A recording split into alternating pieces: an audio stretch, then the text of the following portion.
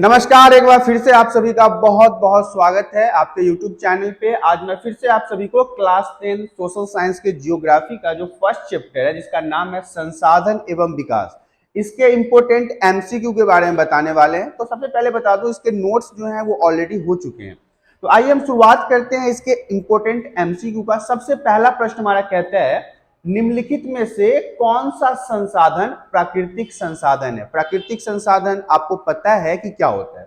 तो निम्नलिखित में से कौन सा संसाधन प्राकृतिक संसाधन है। तो जो भूमि है, जो जमीन है, जो मिट्टी है, ये प्रकृति के द्वारा बनाई जाती है, इसीलिए इसे हम प्राकृतिक संसाधन कहते हैं। तो ऑप्शन ए जो है वो इसका सही उत्तर होगा।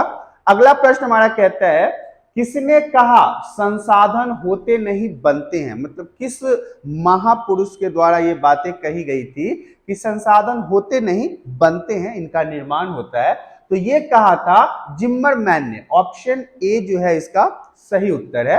अगला प्रश्न हमारा कहता है, निम्नलिखित में से कौन प्राकृतिक संसाधन नहीं है। ऐसा आपको संसाधन के बारे में बताना है जो प्राकृतिक संसाधन नहीं है, जिसमें से चार ऑप्शन है आपके पास, वन, नदियां, नगर और खनिज। तो आपको पता है कि वन का मतलब होता है जंगल, और जंगलों को कौन बनाता है, प्रकृति के द्वारा निर्माण होता है।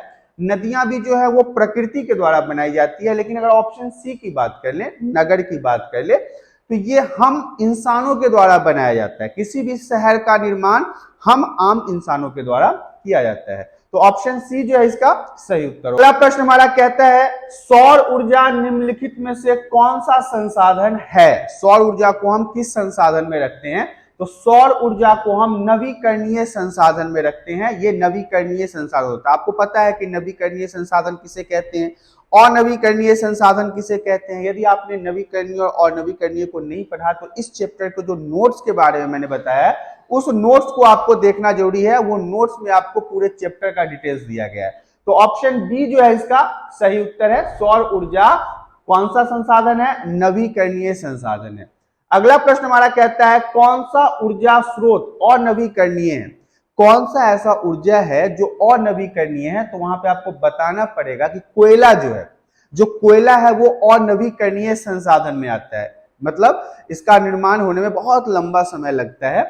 अगला प्रश्न हमारा कहता है, लौह अयस्क किस प्रकार का संसाधन है। लौह अयस्क के बारे में आपने सुना होगा, चैप्टर में भी पढ़ा है कि लोहा क्या है। तो लौह अयस्क के अगर संसाधन की बात की जाए तो वो अनवीकरणीय संसाधन होगा। लौह अयस्क जो है वो अनवीकरणीय संसाधनों में आता है। अगला प्रश्न हमारा कहता है, कौन सा ऊर्जा स्रोत नवीकरणीय है, मतलब पुनः उसका निर्माण होता है। तो कौन सा जो ऊर्जा है, जो ऊर्जा का स्रोत है जिसका निर्माण पुनः हो सकता है, तो उसे हम बोलेंगे जल। ऑप्शन बी जो है इसका सही उत्तर है। जल जो है वो नवीकरणीय संसाधन है, वर्षा के माध्यम से पुनः इसकी पूर्ति की जा सकती है। अगला प्रश्न हमारा कहता है, इसमें किस प्राकृतिक संसाधन का भंडार सीमित है। कौन सा ऐसा प्राकृतिक संसाधन है, रिसोर्स है, जिसका भंडार सीमित है। अर्थात अगर उसे हम खर्च करते हैं, उसको हम अगर बाहर मतलब खर्च करते हैं किसी भी कारणवश, तो वो खत्म होता जा रहा है। तो वो है खनिज तेल का। पेट्रोल, डीजल, मिट्टी तेल, ये सब चीजें जो है, इसका संसाधन जो है वो सीमित है। यदि हम खर्च करते जाएंगे तो वो बिल्कुल एक दिन खत्म हो जाएगा। अगला प्रश्न हमारा कहता है, समुद्री क्षेत्र में राजनीतिक सीमा के कितनी किलोमीटर क्षेत्र तक राष्ट्रीय संपदा निहित है। वेरी वेरी इंपॉर्टेंट प्रश्न है, एक बार फिर से मैं समझा देता हूं। जो समुद्री क्षेत्र है, हमारे भारत के अंदर भी बहुत सारे ऐसे समुद्र है जिनकी सीमा भारत के तटवर्ती इलाकों में लगती है। तो कितना किलोमीटर तक हम उसको ना राष्ट्रीय संपदा, संपदा में भी मैंने आपको बताया था, राजकीय संपदा है, राष्ट्रीय है, अंतरराष्ट्रीय है, ये सब सारी चीजें आपने नोट्स में ऑलरेडी पढ़ लिया है। तो अगर राष्ट्रीय संपदा की बात कर ले तो जो समुद्री तट है उससे 22.2 किलोमीटर का जो क्षेत्र होगा उसे हम राष्ट्रीय संपदा कहेंगे। वेरी इंपॉर्टेंट है, बिल्कुल याद कर लीजिएगा, एग्जाम में अक्सर पूछा जाता है ये प्रश्न। अगला प्रश्न हमारा कहता है, तट रेखा से कितने किलोमीटर क्षेत्र सीमा अपवर्जक आर्थिक क्षेत्र कहलाती है। तो ये 200 किलोमीटर का जो क्षेत्र होता है तट रेखा से, ध्यान समझिएगा, तट रेखा से जो 200 किलोमीटर का क्षेत्र होता है उसे अपवर्जक आर्थिक क्षेत्र कहा जाता है। इस साल के बोर्ड में ही ये प्रश्न 1 नंबर में पूछा गया था। तो इंपॉर्टेंट तो है ही, बिल्कुल याद रखिएगा कि 200 किलोमीटर तक का जो क्षेत्र होता है उसे हम अपवर्जक आर्थिक क्षेत्र के नाम से जानते हैं। अगला प्रश्न हमारा कहता है हमारे पास पेट भरने के लिए भोजन अर्थात पेट भरने के लिए बहुत कुछ है, पेट भरने के लिए बहुत कुछ है, लेकिन पेटी भरने के लिए, अब पेटी भरने के यहाँ पे तात्पर्य है कि बैंक बैलेंस करना, पैसे को जमा करना, प्रॉपर्टी बनाना, ये भरने के लिए नहीं है। मतलब पेट भरने के लिए तो बहुत सारे चीजें हैं हमारे पास, लेकिन पेटी भरने के लिए नहीं। यह बात किसने कहा था? ये बात कहा था महात्मा गांधी जी ने। महात्मा गांधी जी ने कहा था पेट भरने के बहुत सारे तरीके हैं, पेटी भरने के तरीके नहीं है। ये किसने कहा था? महात्मा गांधी जी ने कहा था। ऑप्शन सी जो है इसका सही उत्तर है।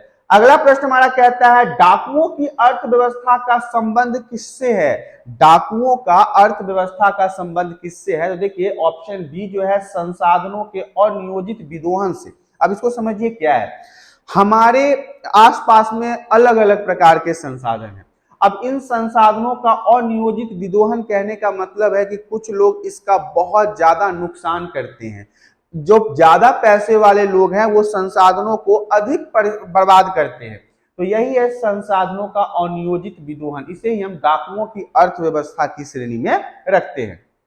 अगला प्रश्न हमारा कहता है संसाधनों के संरक्षण हेतु मतलब बचाने हेतु, रिसोर्सेज को नुकसान होने से बचाने के लिए सर्वप्रथम किसने वकालत की थी? किसने आवाज उठाया था कि भाई हमारे पास जो रिसोर्स हैं, जो संसाधन हैं, उनको सुरक्षित रखा जाए ताकि आगे आने वाले में जो भविष्य की पीढ़ी होगी हमारी, वो भी इन संसाधनों का उपयोग कर पाए। तो ये किया था क्लब ऑफ रोम ने। सबसे पहले वकालत करने का मतलब है कि इस मुद्दे को उठाने का काम किसने किया था?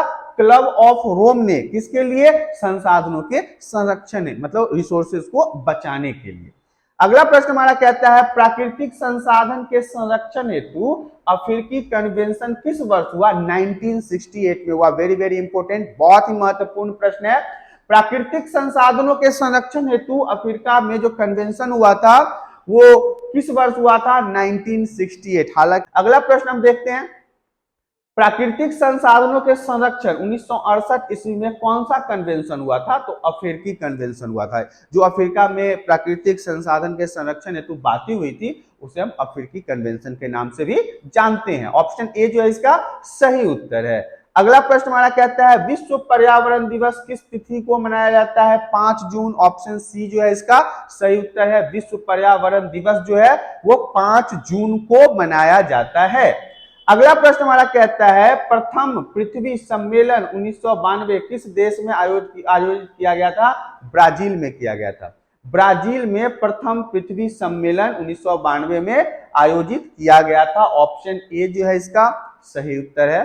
अगला प्रश्न हमारा कहता है द्वितीय पृथ्वी सम्मेलन कहाँ हुआ था? प्रथम तो हुआ था ब्राजील में, रियो डी जेनेरियो में, और द्वितीय पृथ्वी सम्मेलन कहाँ हुआ था? ऑप्शन ए न्यूयॉर्क में हुआ था। द्वितीय पृथ्वी सम्मेलन कहाँ हुआ?